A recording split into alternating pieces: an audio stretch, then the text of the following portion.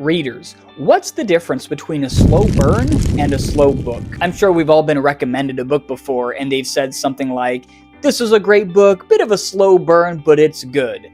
And you tried to read it and you were bored to tears. You're not alone.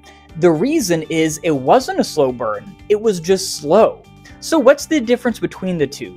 Here it is. A slow burn has progress and payoff. Star Wars is a great example.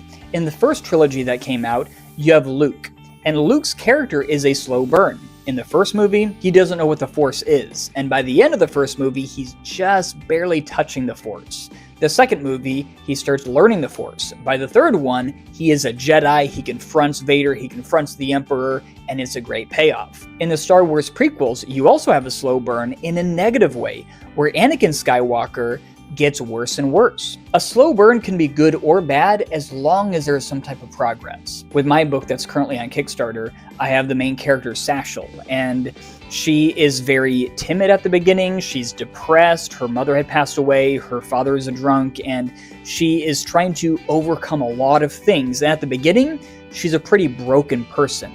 And then by the end, she psychologically becomes a better person, but also she gets more powerful throughout the story. She gets more magical artifacts and more magical abilities, and by the end, she also progresses in that way as well.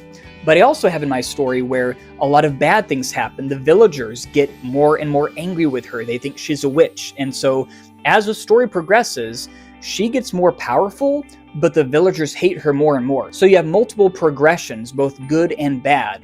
And I think every story needs a bit of both. Some good progression, where things get better and better, but also bad progressions, things get worse and worse. And they both meet for a great climax at the end of the story. Will their strength that they accumulated over the book match the bad things that accumulated over the book?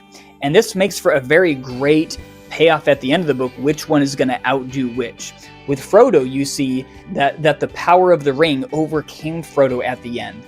But will a friendship with Sam overcome that? And what about Gollum and that progression there? So a lot of different things make for a good slow burn. Slow burns are completely fine, but don't mistake it for a slow book.